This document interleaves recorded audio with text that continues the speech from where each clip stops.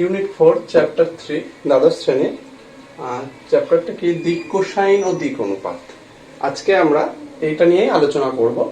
তার আগে বলে রাখি যে আমরা ক্লাস 11-এ 3D জিওমেট্রি সম্পর্কে একটু ধারণা লাভ করেছি।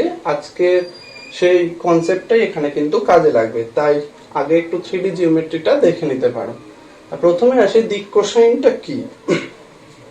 দিক কোসাইন জিনিসটা আসলে কি, ধরো একটা রেখা বা একটা ভেক্টর, যেমন আমি এখানে দেখো ছবি এঁকেছি যে এক্স অক্ষ, ওয়াই অক্ষ, জেড অক্ষ এঁকেছি আর একটা রেখা ওপি নিয়েছি।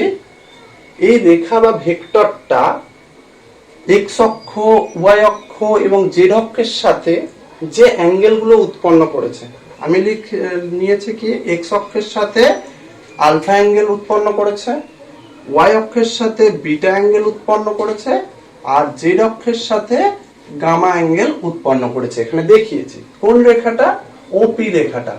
তাহলে ওপি একটা রেখা যেটা কি করেছে, এক্স অক্ষের সাথে আলফা কোণে নত, ওয়াই অক্ষের সাথে বিটা কোণে নত, জেড অক্ষের সাথে গামা কোণে নত। তবে দেখো এই কোণগুলোর যে কোসাইন পাবো, মানে কজ আলফা, কজ বিটা আর কজ গামা, মানে এই যে অ্যাঙ্গেল গুলো পেয়েছি এর যে কোসাইন গুলো পাবো, সেই কোসাইন গুলোকেই আমরা বলবো দিক কোসাইন। কার? ওপি রেখার। তাহলে ওপি রেখার দিক কোসাইন, দিক কোসাইন বা ইংরেজিতে বলা হয় ডিরেকশন কোসাইন। দিক কোসাইন গুলো কি কি? কজ আলফা, কজ বিটা এবং কজ গামা। এখন দেখো এই যে cos alpha, cos beta, cos গামাকে ইন জেনারেলি আমরা এল এম এন দ্বারা ডিনোট করি। কি দ্বারা ডিনোট করি? এল এম এন দ্বারা সূচিত করি। তাহলে এল এম এন দ্বারা যদি সূচিত করি, তাহলে আমি এল বলতে কাকে বোঝাচ্ছি? এল বলতে কজ আলফা। এল বলতে কি?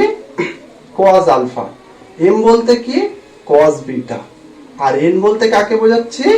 কজ গামাকে। তাহলে আমরা বুঝলাম কি যে ডিরেকশন কোসাইন গুলোকে, কোন রেখা বা ভেক্টরের ডিরেকশন কোসাইন গুলোকে এলিমেন্ট দ্বারা সূচিত করা হবে। আর এলিমেন্ট বলতে আসলে কি বুঝবো? ওই রেখাটা বা ওই ভেক্টরটা এক্স অক্ষ, ওয়াই অক্ষ এবং জেড অক্ষের সাথে যে কোণে নত থাকবে, যে কোণে নত থাকবে সেই কোণগুলোর কোসাইনের মানই হলো ওই রেখার ডিরেকশন কোসাইন। এবং এদেরকে কিভাবে প্রকাশ করবো? এলিমেন্ট দ্বারা। এল বলতে কজ আলফাকে বোঝানো হবে, এম বলতে কজ বিটাকে বোঝানো হবে আর এন বলতে আমার কজ গামাকে বোঝানো হবে।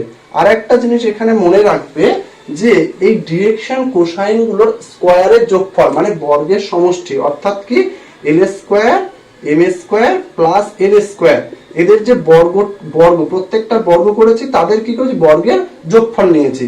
এইটের মান অলওয়েজ 1 হয়। এটা ভীষণ ইম্পর্টেন্ট একটা সিদ্ধান্ত, এটা অবশ্যই মুখস্থ করে রাখবে ভালোভাবে যে ডিরেকশন কোসাইন গুলোর স্কয়ারের যোগফল সবসময় 1 হয়। আচ্ছা, অর্থাৎ কি? অর্থাৎ দেখো cos square alpha plus cos square beta plus cos square gamma এর মানটা অলওয়েজ কি হবে? 1 হবে। ক্লিয়ার? আচ্ছা, এটা তো আমরা জানলাম দিক কোসাইনটা কি, কিন্তু এই দিক কোসাইন জিনিসটা আমার কোন কাজে লাগে? এটা মেইনলি আমাদের এই ভেক্টর বা রেখার যে অভিমুখগুলো সেগুলোর নির্ণয় করতে বা সেগুলো বোঝাতে কাজে লাগবে। এমনকি যে কোনো দুটি সরলরেখা বা দুটি ভেক্টরের অন্তর্বর্তী কোণ নির্ণয়ও আমাদের ডিরেকশন কোসাইন গুলো ভীষণভাবে প্রয়োজন হবে। আচ্ছা, এরপর একটা এক্সাম্পল দেখি, তাহলে জিনিসটা আরো একটু ক্লিয়ার হয়ে যাবে। ধরো এই ওপি রেখাটা এক্স অক্ষের সাথে ধরো 45 ডিগ্রি কোণে নত। আচ্ছা, ওয়াই অক্ষের সাথে ধরো 60 ডিগ্রি কোণে নত আর জেড অক্ষের সাথে ধরো 60 ডিগ্রি কোণে নত। কি বললাম? ওপি রেখাটা এক্স অক্ষের সাথে কি কত ডিগ্রি কোণ উৎপন্ন করেছে? 45 ডিগ্রি। আচ্ছা, ওয়াই অক্ষের সাথে কত করেছে বলেছে? 60 ডিগ্রি। আর জেড অক্ষের সাথে কত করেছে বলেছে? 60 ডিগ্রি। তাহলে এই ওপি এর ডিরেকশন কোসাইন বা দিক কোসাইন, আর এটাকে শর্ট ফর্মে কি বলি? ডিসিএস। ওপি এর ডিসিএস, শর্ট ফর্মে বলবো ডিসিএস, বা ফুল ফর্মটা কি? ডিরেকশন কোসাইন্স, মানে দিক কোসাইন। কি হবে? দেখো যে অ্যাঙ্গেল গুলো উৎপন্ন করেছে তাদের কিসের মান, তাদের কোসাইনের মান। কোসাইন বলতে কি, দেখো প্রথমটা কত 45, তাহলে প্রথমে হবে cos 45 ডিগ্রি, কমা দ্বিতীয়টা কত হবে cos 60 ডিগ্রি, কমা তৃতীয়টা, দেখো তৃতীয় অ্যাঙ্গেলটা কত 60, ফের 60, তাহলে কি কি পাবো 1/√2 cos 60 এর মান হাফ হাফ। ক্লিয়ার? তাহলে ওপি এর ডিসিএস গুলো আমি পেয়ে গেলাম। তাহলে যদি আমাকে অ্যাঙ্গেল গুলো দেওয়া থাকে, কোন একটা রেখা স্থানাঙ্ক অক্ষগুলোর সাথে যে কোণে আনত থাকবে সেই কোণগুলোর মান যদি দেওয়া থাকে, তাহলে তার ডিরেকশন কোসাইন বার করা খুব সহজ। এবং এই ডিরেকশন কোসাইন গুলোর স্কোয়ারের সমষ্টি কিন্তু সবসময় 1 হবে। তোমরা লক্ষ্য করে দেখো যে 1/√2 whole square plus 1/2 square plus 1/2 তার হোল স্কোয়ার ইজ ইকুয়াল কিন্তু 1ই হয়। দেখো 1/2 প্লাস 1/4 প্লাস 1/4 এর মানটা দেখো 1ই আসছে। আচ্ছা, ক্লিয়ার?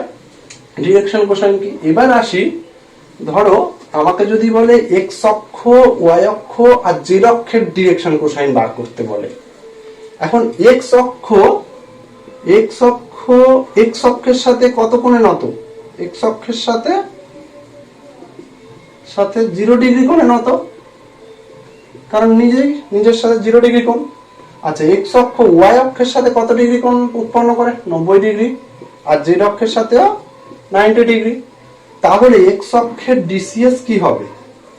এক্স অক্ষের ডিসিএস মানে ডিরেকশন কোসাইন কি হবে? প্রথমে কত cos 0, তারপরে cos 90, তারপরে cos 90। ক্লিয়ার?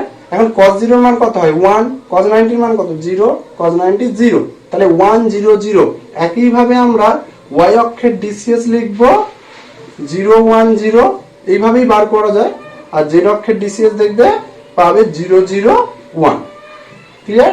তাহলে আমরা ডিসিএস জিনিসটা কি বুঝলাম, যে কোনো একটা রেখা বা কোনো একটা ভেক্টর এক্স অক্ষ, ওয়াই অক্ষ এবং জেড অক্ষের সাথে যে কোণে আনত সেই কোণগুলোর কোসাইনকেই আমরা ডিসিএস বলে থাকি। এবার আমরা দিক অনুপাতটা কি সেটা জানবো। দিক অনুপাত কি? ধরো একটা রেখার ডিসিএস গুলো আমার জানা আছে। ডিসিএস গুলো কি কি? ধরো এল এম এন। তাহলে যে কোনো তিনটে সংখ্যা নিলাম, ধরো এবিসি, যারা এদের সমানুপাতি, মানে L by A equal M by B equal N by C. তাহলে তিনটে সংখ্যা এ বি সি এমন যে যারা ডিসিএস গুলো মানে এলএমএন এর সমানুপাতি হয়, তবে এবিসি কে আমরা কি বলবো? ওই রেখার বা ভেক্টরের ডিআরএস। তাহলে ডিআরএস জিনিসটা কি? ডিআরএস হচ্ছে সেই সংখ্যাগুলো যারা ডিসিএস এর সমানুপাতি, যে কোনো তিনটে সংখ্যা। ধরো আমি কারো ডিসিএস ধরছি 5 4 3, তাহলে তিনটে সংখ্যা নিলাম, ধরো 10 8 6। ইন জেনারেলটা আমি ধরলাম, এরকম হতে পারে না কোনো কারো ডিসিএস। ইন জেনারেল বোঝানোর সুবিধার্থে আমি এটা নিলাম। এবার দেখো এখানে 5/10 এর মান দেখো, 4/8 এর মান দেখো, আর 3/6। মানে অনুপাত যদি করি, প্রত্যেকটার অনুপাতগুলো কি হচ্ছে? সবসময় একই থাকছে, দেখো 1 এর 2 এর সমান। আবার ধরো যদি আমি নিই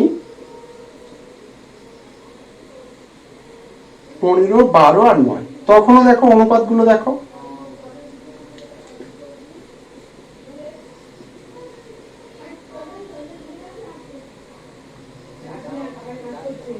এগুলো দেখো সবসময় 1 এর 3 এর সমান হচ্ছে। তাহলে এই সংখ্যাগুলো কার সমানুপাতি? এদের। আবার এই তিনটেও কার সমানুপাতি? এদের সমানুপাতি। তাহলে সেই সব সংখ্যা যারা ডিসিএস এর সমানুপাতি তাদেরকে আমরা কি বলবো? ডিআরএস। তাহলে ডিআরএস কিন্তু একাধিক হতে পারে, হ্যাঁ, মানে ডিসিএস জানা থাকলে তার থেকে একাধিক আমরা ডিআরএস জেনারেট করতে পারি। আচ্ছা, এখান থেকে একটা মানে ডিআরএস দেওয়া থাকলে কিভাবে আমরা ডিসিএস নির্ণয় করব সেটা একটু দেখে নিই। ধরো L by A equal M by B equal N by C আছে। এখান থেকে আমরা লিখতে পারি সমানুপাতির যে সূত্রগুলো আমরা টেনে শিখেছি সেই অনুযায়ী লেখা যায়। দেখো এটা সমান সমান root under plus minus root under উপরে পূর্বপদগুলোর স্কোয়ারের যোগফল by A square plus B square plus C square. এখন দেখো আমরা বলেছিলাম L square plus M square plus N square এর মান কি? 1। তাহলে এটার মান 1, সেখান থেকে এটা পাই, বা কি পাচ্ছি? 1/√a square plus B square plus C square, এটা পেলাম। তাহলে এল বাই এর মানটাও এইটার সাথে সমান, মানে plus minus 1/√(a² + b² + c² এর সমান। সেখান থেকে দেখো এল ইকুয়াল টু কি লিখতে পারি, plus minus a/√(a² + b² + c²।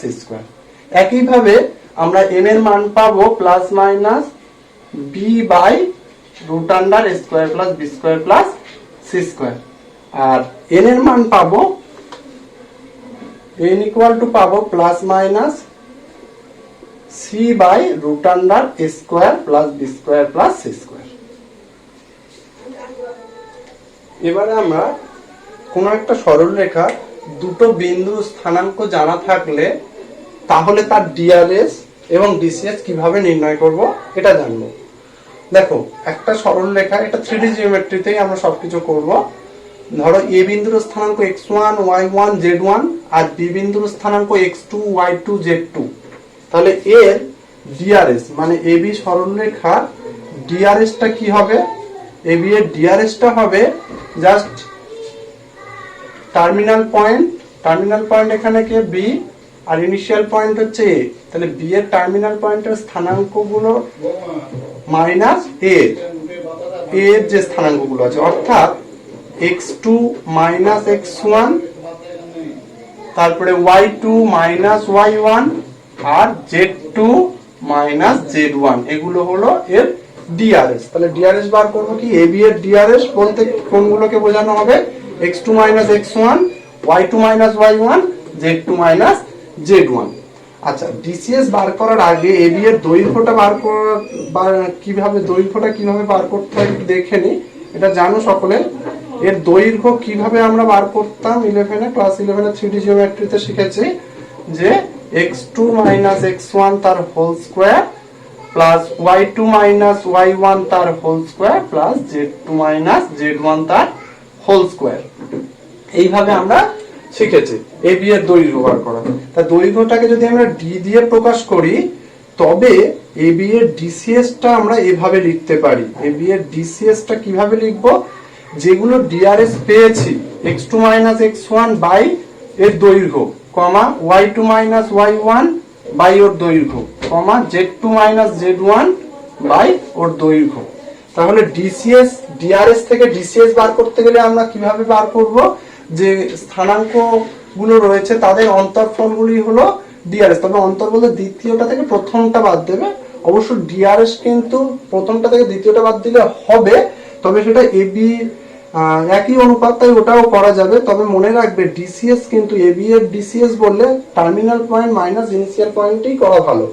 আচ্ছা, এখন দেখো এবি এর ডিসিএস গুলো তাহলে আমি কি দেখতে পেলাম, যে ডিআরএস গুলোকে ওই এবি রেখার দৈর্ঘ্য দিয়ে ভাগ করলে যে সংখ্যাগুলো পাবো সেগুলোই হবে এর ডিসিএস। আচ্ছা, এবার একটা এক্সাম্পল দেখা যাক, তাহলে আমরা আরো ক্লিয়ারলি এটা বুঝতে পারবো। ধরো দুটো পয়েন্ট আমি নিচ্ছি, একটা পয়েন্ট ধরো নিলাম 3, 4, 9, আর একটা পয়েন্ট আমি নিলাম 0, 7, 2। ঠিক আছে, এই তাহলে এবি রেখার দৈর্ঘ্যটা আগে বার করে নি। এবি এর দৈর্ঘ্য কি হবে, এবি এর দৈর্ঘ্য দেখো আমরা শিখেছিলাম ক্লাস 11-এ যে এগুলোর বিয়োগ করে তার স্কয়ার, মানে 0 মাইনাস 3 তার হোল স্কয়ার প্লাস 7 মাইনাস 4 তার হোল স্কয়ার প্লাস 2 মাইনাস 9 তার whole square. This is equals to কি লেখা যায়, 9, এটাও 9 হবে আর এটা 49। তাহলে জিনিসটা আমার দাঁড়াবে কত, 18 আর এদিকে 49, তাহলে আমার দাঁড়াচ্ছে 67 না। ঠিক আছে। আচ্ছা, এবার দেখো এখানে এটা পেলাম এবি এর দৈর্ঘ্য। এরপর আমরা কি বলেছি, এবি এর ডিআরএস বার করব।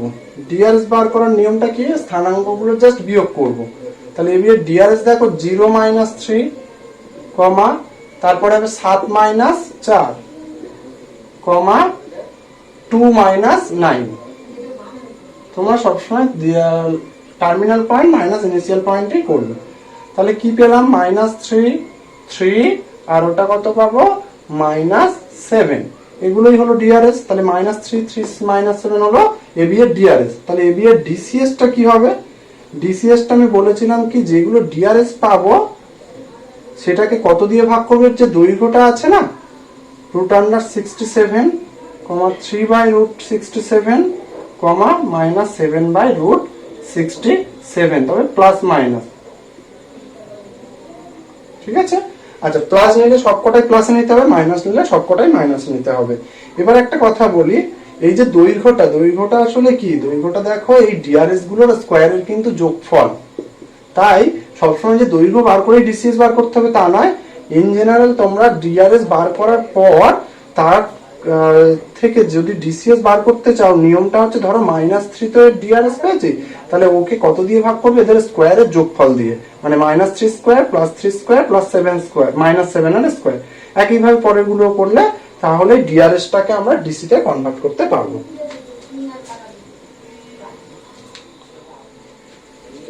এবারে আমরা দুটো সরলরেখার অন্তর্বর্তী কোণ যদি থিটা হয়, তাহলে সেই থিটার মানটা কিভাবে ডিরেকশন কোসাইন দিয়ে বার করব সেটা জানবো। আমি শুরুতেই বলেছিলাম যে এখানে ডিরেকশন কোসাইন বা ডিরেকশন রেশিও এগুলি আমরা মেইনলি কোন কাজে ব্যবহার করব? যে দুটো ভেক্টর বা দুটো সরলরেখার অন্তর্বর্তী কোণ নির্ণয়ের কাজে আমরা ব্যবহার করব, এবং এদের দিকটাও বার করা যায়, সেটা তো আগে বলেছি যে অভিমুখ বার করা না, অভিমুখ নির্দেশ করতে ব্যবহার করা হয়।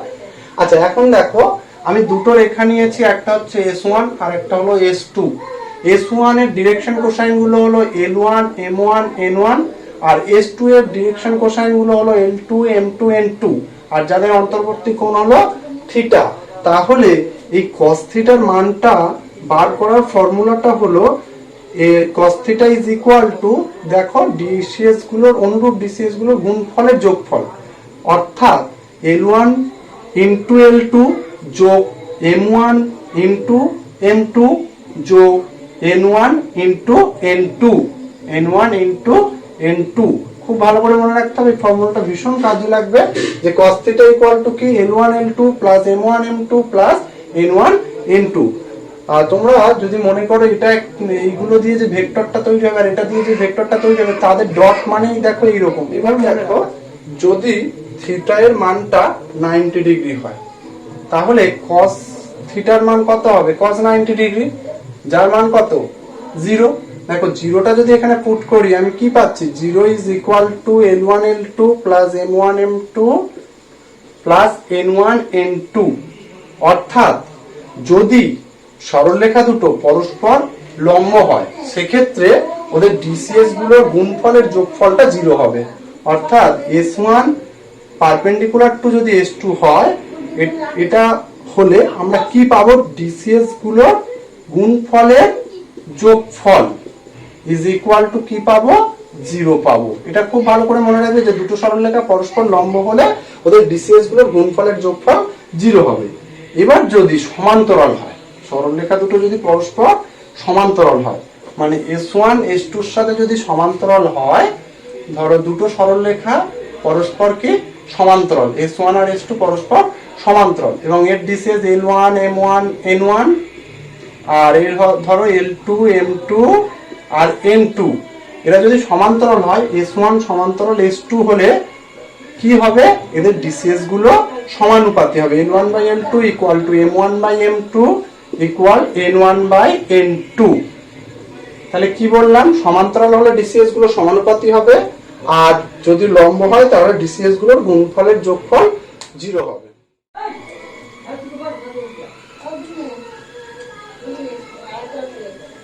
এবার দেখো, এবার আমরা দুটো সরলরেখা যাদের ডিআরএস গুলো জানা আছে, মানে ধরো S1 একটা সরলরেখা যার ডিআরএস হচ্ছে A1 B1 C1, S2 একটা সরলরেখা যার ডিআরএস হচ্ছে A2 B2 C2, এবং যাদের অন্তর্বর্তী কোণ থিটা। এই ডিআরএস গুলো যদি জানা থাকে তাহলে তাদের অন্তর্বর্তী কোণকে আমরা কিভাবে বার করব? সেটা বার করার ফর্মুলাটা হলো cos থিটা ইজ ইকুয়াল, বলে আগেরই মতো A1 A2 plus B1 B2 plus C1 C2 by root under A1 square plus B1 square plus C1 square into root under A2 square plus B2 square plus C2 square. তাহলে কিভাবে বার করব? যে cos theta is equal আগের মতোই DRS গুলোর গুণফলের যোগফল লিখবো লবেতে, আর হরে কি লিখবো, প্রথম যেটা ডিআরএস আছে তাদের স্কোয়ারের যোগফলের রুট, একইভাবে দ্বিতীয়টারও তাই স্কোয়ারের যোগফলের রুট। এবার দেখো যদি সরলরেখা দুটি পরস্পরের সাথে যদি লম্ব হয়ে যায় সেক্ষেত্রে কি হবে। ধরো থিটা ইকুয়াল টু 90 ডিগ্রি যদি হয়, আগেরই মতো cos থিটার মানটা আমরা তখন কত পেয়ে যাব, cos 90 ডিগ্রি মানে 0 পেয়ে যাব। 0 পেয়ে গেলে আমরা যেটা পেয়েছিলাম যে a1 a2 plus b1 b2 plus c1 c2 টা দেখো 0 হয়ে যাবে। একটু নিজেরা ক্যালকুলেশন করবে, cos থিটার জায়গায় cos 90 ডিগ্রি মানে 0 বসিয়ে দেবে, দেখবে এটা পাবে। অর্থাৎ s1 লম্ব s2 হলে তখন আমরা কি হবে, ডিআরএস গুলোর গুণফলের যোগফল 0 হবে, যেটা আমরা ডিসিএস এও দেখেছিলাম। আর ডিসিএস এ এটাও দেখেছিলাম যদি s1 সমান্তরাল s2 হয় তাহলে ডিসিএস গুলো পরস্পর সমানুপাতে হয়। এর ক্ষেত্রেও সেই একই, ডিআরএস গুলো সমানুপাতি হবে, অর্থাৎ a1 by a2 equal b1 by b2 equal c1 by c2 হবে। তাহলে সমান্তরাল হলে সমানুপাতি হবে, লম্ব হলে গুণফলগুলোর যোগফল 0 হবে।